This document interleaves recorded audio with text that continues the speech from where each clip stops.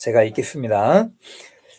여호와께서 또 아하스에게 말씀하여 이르시되 너는 내 하나님 여호와께 한 징조를 구하되 깊은 데에서든지 높은 데에서든지 구하라 하시니 아하스가 이르되 나는 구하지 아니하겠나이다. 나는 여호와를 시험하지 아니하겠나이다 한지라. 이사야가 이르되 다윗의 집이여 원하건대 들을지어다. 너희가 사람을 괴롭히고서 그것을 작은 일로 여겨 또 나의 하나님을 괴롭게 하려느냐. 그러므로 주께서 친히 징조를 너희에게 주실 것이라. 보라, 처녀가 잉타하여 아들을 낳을 것이요 그의 이름을 임마누엘이라 하리라. 네, 14절까지입니다. 오늘 말씀 제목은 하나님은 우리와 함께 하신다. 우리 첫 번째로 우리 말씀을 두 번 좀 나눠서 드리려고 합니다. 그래서 오늘 하나님 우리와 함께 하신다. 첫 번째로 말씀을 좀 드리려고 합니다. 금요일 날에 안타깝게도 윤석열 대통령께서 탄핵이 되고 말았습니다. 그죠? 좀 안타깝기는 하지만 그런 생각을 좀 해보게 됩니다. 만약에 한 나라가 망하게 된다면 그 이유를 단 한마디로 축약을 한다면 이렇게 생각이 듭니다. 정의에 대한 초심을 상실했기 때문이다. 정의에 대한 우리 대한민국의 가지고 있었던 어떤 기본적인 정의감들에 대해서 그 초심이 잃어버렸기 때문이 아닐까라고 생각을 해보게 됩니다. 우리 대한민국 국민들이 지금 이렇게 잘 살고 잘 먹고 또 평안을 누리면서 살 수 있는 이유는요, 하나님께서 주신 율법의 기초로 만들어진 법 위에 이 대한민국이 세워졌기 때문일 것이라고 저는 생각을 합니다. 여러분, 법이라고 하는 것은요, 좋은 법의 테두리 안에서 살아갈 때 안전하고 평강한 겁니다. 여러분들이 법의 테두리 안에 살아갈 때 평강을 느끼는 거예요. 그러나 이 법이 악독한 법으로 바뀌게 된다면 여러분, 그 법으로 인해서 고통받고 살아가는 사회가 될 수밖에 없다는 거예요. 우리는 이사야의 말씀을 배우고 있습니다. 여러분, 이사야를 보면서 우리가 그 시대와 지금의 시대를 한번 비교해 보십시오. 아주 비슷한 면모를 많이 보게 됩니다. 평안했던 시대를 깨고 하나님께서 선지자들을 세우시거나 말씀을 보내게 된다는 것은요, 이유가 있습니다. 그 시대를 지내고 있는 상황들에 대한 어떤 위험성이나 하나님의 경고의 메시지가 될 수 있기 때문이라는 거예요. 여러분, 북이스라엘이 남유다의 아하스 왕 때 멸망을 당하게 됩니다. 자, 그런데 남유다가 망하지 않고 지낼 수 있었던 이유 중에 하나가 뭐냐? 북이스라엘이 망하는 그 시기에 남유다는 건재하게 남아있지요. 그 이유 중에 하나가 뭐냐? 하나님의 율법의 테두리 안에 계속 지내올 때 안전한 거예요.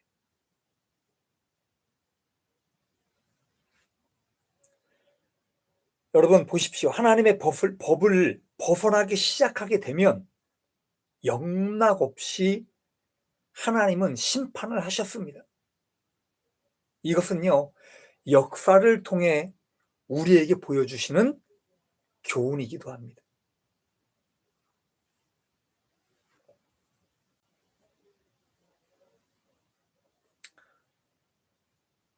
하나님께서 이사야를 부르셨습니다. 그리고 소명을 주시고 미션을 주신 그 이유를 단 한 가지로 요약을 한다면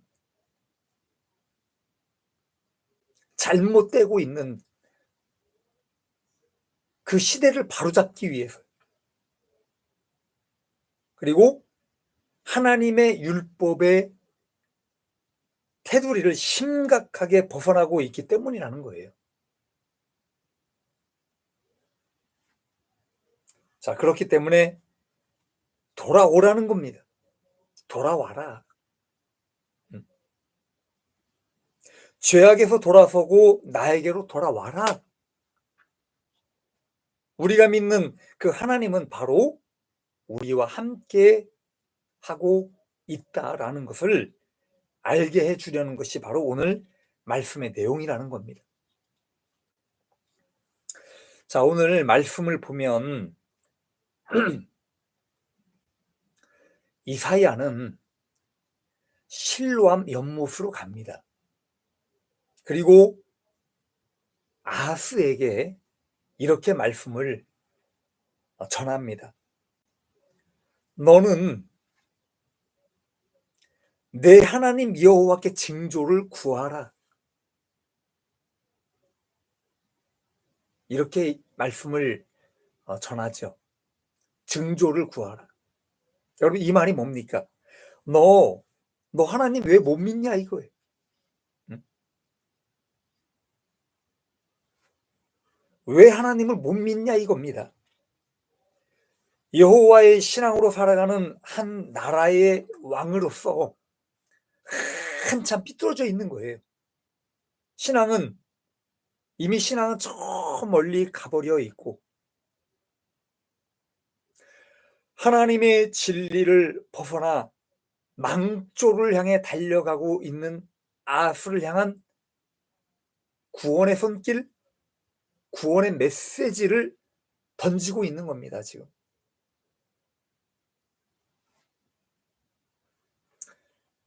하나님은 죽은 하나님이 아니요. 그러니까 살아계신 하나님께 어떤 표적을 구하든 들어주실 거예요. 라고 그런 식으로 말씀을 했겠지요. 어떤 믿음의 확신을 주려고 하지 않았겠습니까? 자, 그러나 아하스 왕은요, 이렇게 대답을 합니다. 나는 구하지 않겠습니다. 라고 단호하게 거절을 하고 맙니다.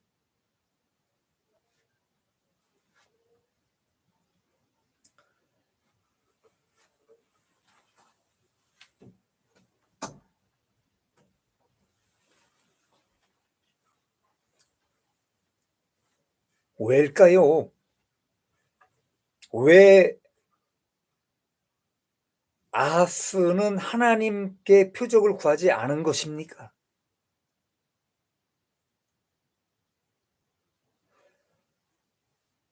첫 번째는요, 할아버지의 문둥병을 보면서 그런 마음이 들었을 겁니다.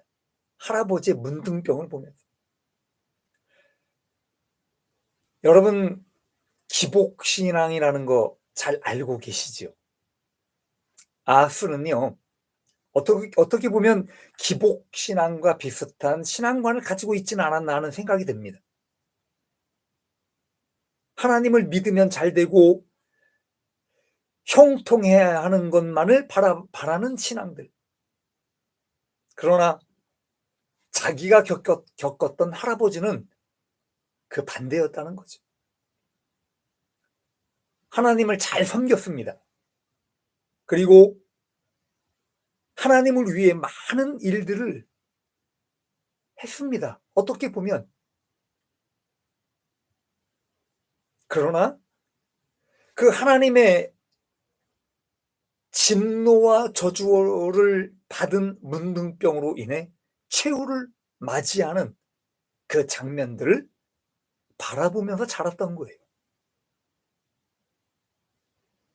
얼마나 혼란스럽고 이해가 되지 않았겠는.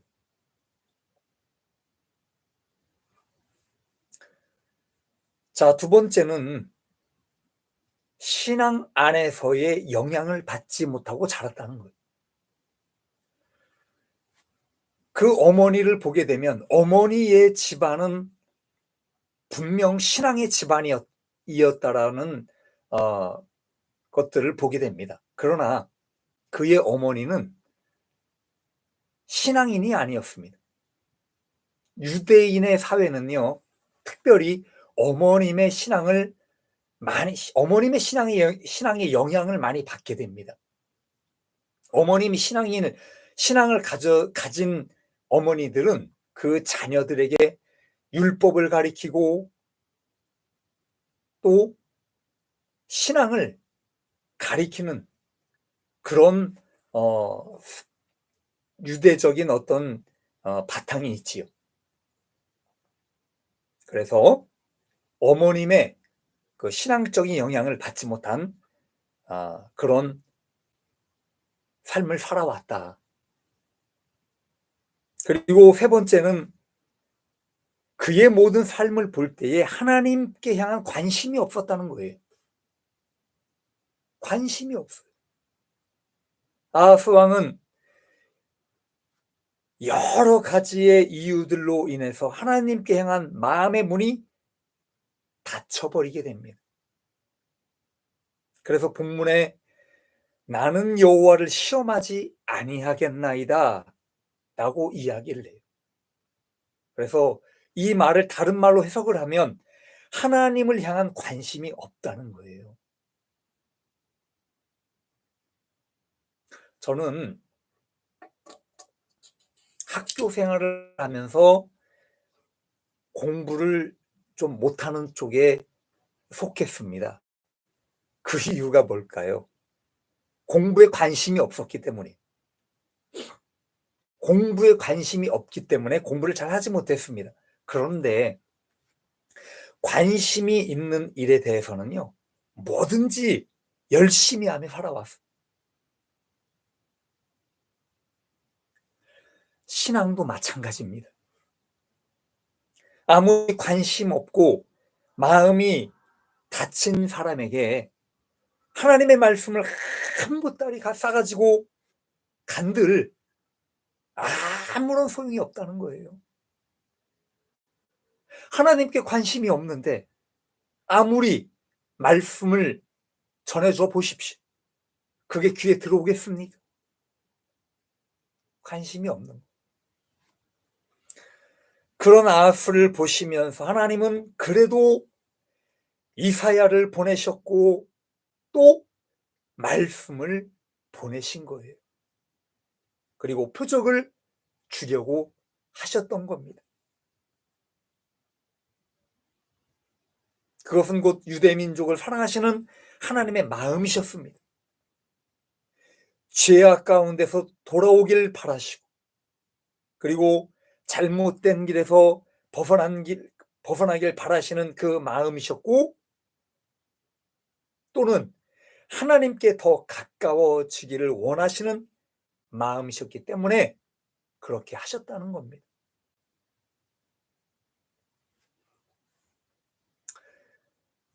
아하스가 하나님의 표적과 징조를 구하지 않는 것은요, 저는 불신앙이라고 봅니다. 성경은 구하라라고 말씀을 하십니다. 구하는 자에게 주신다는 거예요. 여러분, 기도는 하나님을 믿는 사람에게 주신 특권입니다. 그래서 오늘 아하스에게도 사실 기도하라는 것과 같은 맥락의 말씀을 하신 거예요. 기도하지 못하는 것, 하나님께 구하지 못하는 것은요, 불신앙적인 마음에서 나오는 것이다.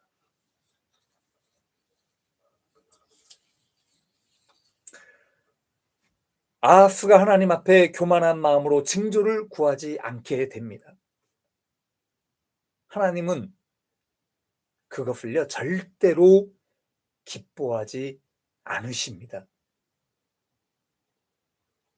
그리고 하나님께서 친히 다윗의 뿌리를 향해 징조를 주실 것이라고 말씀을 하십니다. 처녀가 잉태하여 아들을 낳을 것이요 그의 이름은 임마누엘이라 하리라 라고 말씀을 해 주시는 거예요. 여러분 한번 생각해 봐요. 아하스가 하나님 앞에 징조를 구하지 않기 때문에 하나님께서는 오히려 먼 미래의 어떤 일들에 대해서 징조를 말씀을 하시는 거예요. 자, 그래서 오늘 이 말씀들에 대해서 우리가 한번 생각을 좀 해보려고 합니다.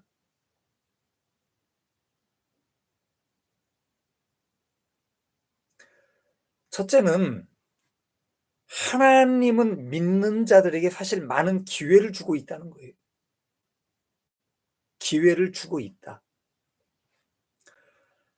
오늘 본문의 말씀에 보면 아하스 왕에게 사실 기회를 주고 있습니다. 여러분, 기독교 신학적인 내용 중에 예정론이라는 것이 있습니다. 예정이라는 것은요, 한마디로 이야기를 한다면 이거예요. 구원받을 사람은 이미 정해져 있다는 말입니다. 이미 정해져 있다. 그러나 저는요, 이것은 성경에 부합하지 않다고 봅니다. 주님은 인간에게 하나님의 선택 50%와 인간의 선택 50%를 주신 거예요. 단지 하나님은 신이기 때문에 이미 그 결과를 알고 계실 뿐이라는 겁니다. 만약에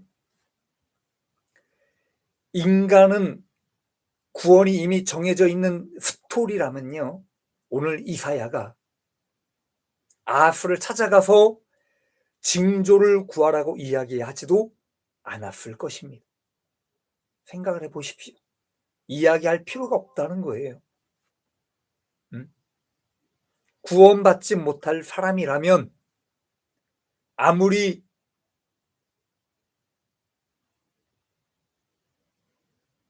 악하고 잘못된 길을 가고 있는 사람이라 할지라도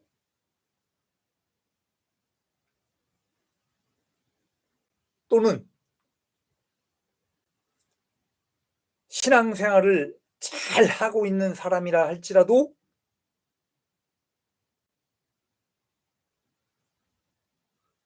어떤 기회를 하나님께서 허락하시겠냐 이겁니다. 이야기할 필요가 없는 거예요, 하나님께서. 그죠? 그냥 내버두면 악한 사람 저절로 하나님 앞에 구원받지 못하고 선한 사람이라면 하나님 앞에 믿음으로 살아가는 사람이라면 구원받을 거 아닙니까?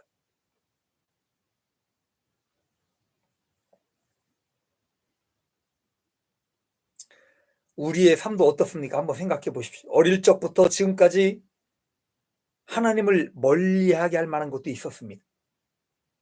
또는 하나님을 가까이 하게 할 만한 것도 많이 있었다는 거예요.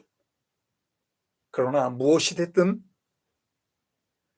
우리에게 항상 하나님께서 가까이 갈 수 있는 기회들을 많이 주셨고 아직도 주고 있다는 겁니다.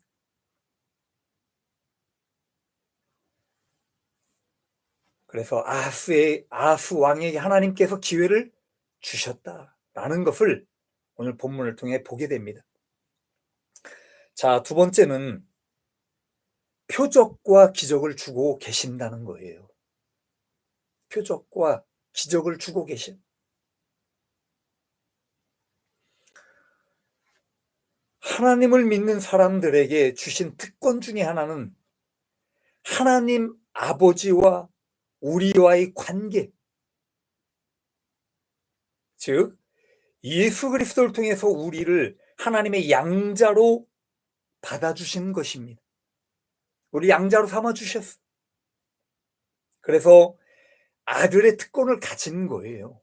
우리는 하나님의 자녀가 된 겁니다. 그러면 자녀된 특권으로서 아버지께 구하면 아버지께서 주시지 않겠냐 이거예요.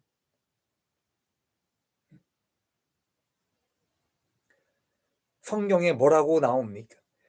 하나님께서 명령하신 것 중에 하나는 쉬지 말고 기도하라예요. 쉬지 말고 기도하라. 아침에도 일어나서 기도하고 밥 먹을 때도 잠잘 때도 항상 기도하는 것. 여러분, 기도하는 생활이 습관이 되어 있다면 하나님께서 그 기도를 항상 우리의 기도를 듣고 계시지 않겠냐 이겁니다. 항상 깨어 기도하는 사람들에게 하나님께서 늘 우리를 인도하시고 어떤 위험에서도 우리에게 구원의 손길을 내밀어 주시고 또 지켜주시고 형통케 하시고 때로는 앞으로 일어날 일들까지도 감추실 필요가 없으시는 거예요. 우리에게 다 알려주시고 가르쳐 주시는 것들을 우리는 보게 됩니다. 여러분들이 하나님 앞에 기도할 때에 응답을 받지 않습니까? 성경을 보십시오. 얼마나 많은 사람들이 응답을 받고 환상을 보고 하나님의 인도함을 받게 됩니다.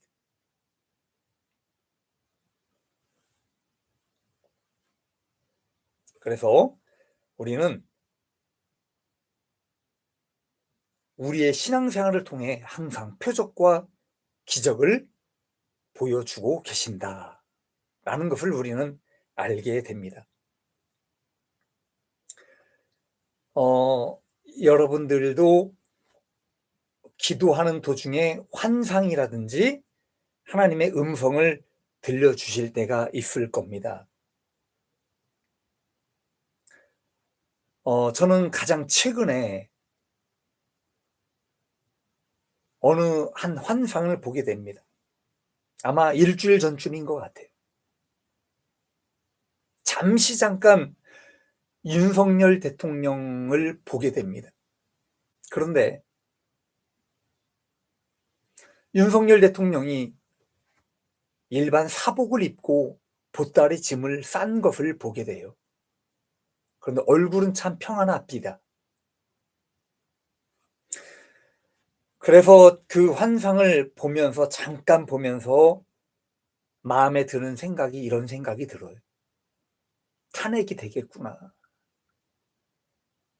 어쩌면 탄핵이 되겠구나. 그리고 이제 곧 결과가 나오겠구나라고 생각을 하고 있었습니다. 그런데 그것이 일주일 전쯤이에요.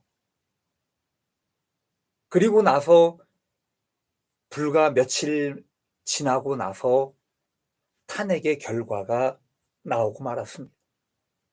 여러분, 이런 거예요. 하나님을 믿는 사람들에게는 이렇게 하나님께서 때때로 미래의 일들을 알려주시기도 하고 또 어떤 하나님께서 그런 예기치 않은 표적과 기적들을 보여주시기도 합니다.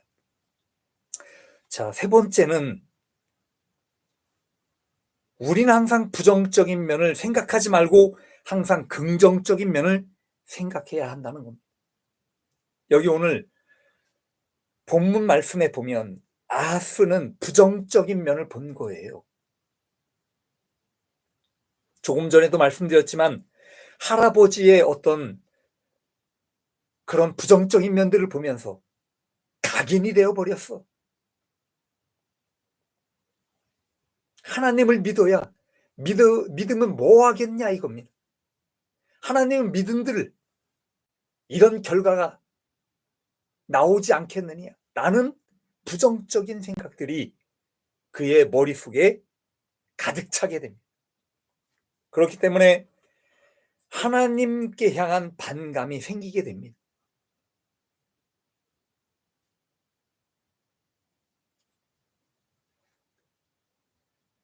어떤 부정적인 생각이 자리를 잡게 되면 여러분 아무리 하나님의 말씀을 가지고 온들 그 사람에게 영향을 주지 못한다는 거예요. 저는 우리 선교회 식구 중에 우리 윤석이를 보면 감사한 것이 있습니다. 사실 하나님께서 데려갔어도 당연한 아이라고 생각을 합니다. 그러나 지금까지 살아오는 것을 보면 기적이다. 정말 기적이었어. 한 살이 조금 넘어서 우리가 만나게 됐고 그 모든 과정들을 보면서 지금까지 왔습니다. 하나님께서 얼마나 그 죽을 고비를 넘기면서 지금까지 왔는가. 하나님은 계속 윤석이와 안희선 자매에게 기적을 주고 계시구나 라고 생각을 합니다. 이런 생각이 들 수도 있죠. 윤석이가 왜 이렇게 됐어? 라는 어떤 부정적인 생각이 들 수도 있습니다. 그죠? 그러나 그런 생각을 갖는 것보다 하나님께서 이렇게 보살펴 줘서 지금까지 잘 자라고 있네 라고 긍정적인 마음 그리고 하나님께 향한 감사 중요하다라고 저는 생각을 합니다. 이것은요 우리 윤석이뿐만이 아닙니다. 우리 모두가 그래야 된다는 거예요. 여러분 각자의 삶 가운데에 한번 보십시오. 생각을 해보십시오. 죽을 고비를 넘긴 사람이 있습니까?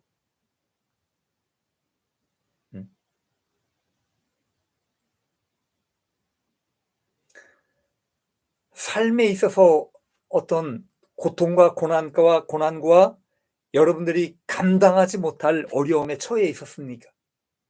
그런데 그런 시간들까지도 하나님께서 어떻게 극복하고 이길 수 있도록 인도해 오셨는가?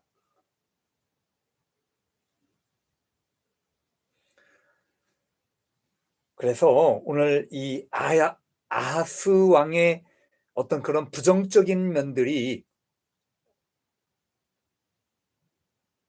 뛰어넘지를 못하는 거예요. 하나님 앞에 더 가까이 갈 수 있는 그런 것들이 굉장히 많았는데 그걸 뛰어넘지 못해요.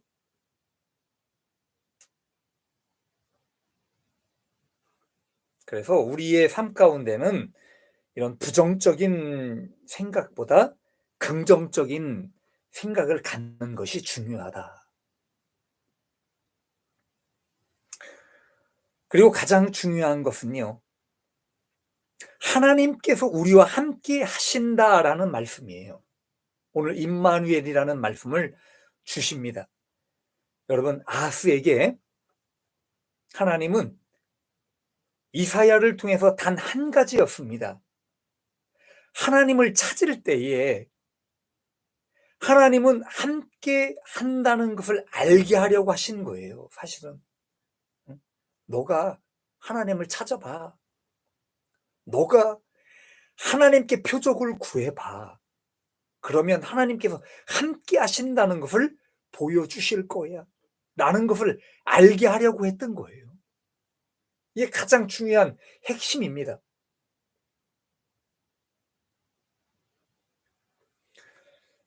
여러분은 오늘 아하스의 말씀을 보시면서 아하스 같은 사람이 아닌 것에 감사하다라는 생각을 하십시오. 그렇게 여러분의 삶을 살아가시면서 여러분과 항상 함께 하시는 그 하나님을 느끼고 그리고 체험하시고 그리고 기도하시면서 더 많은 하나님의 함께 하심을 경험하십시오. 우리가 죽은 하나님을 믿는 게 아니잖아요. 여러분의 삶 가운데에 살아계신 하나님을 경험하고 체험하면서 살아오지 않으셨습니까?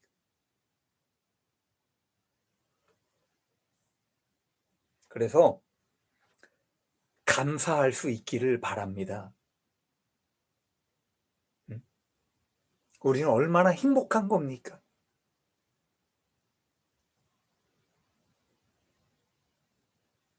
저는 이왕이면 여러분들이 하나님의 함께 하심을 더 많이 경험하고 누리면서 살아가셨으면 좋겠습니다. 말씀을 정리해 보려고 합니다. 우리가 몇 주에 걸쳐서 이사야의 부르심에 대해서 그리고 이사야에게 주신 하나님의 첫 번째 미션을 말씀을 하셨고 그 말씀을 가지고 어디로 갔는가? 하나님을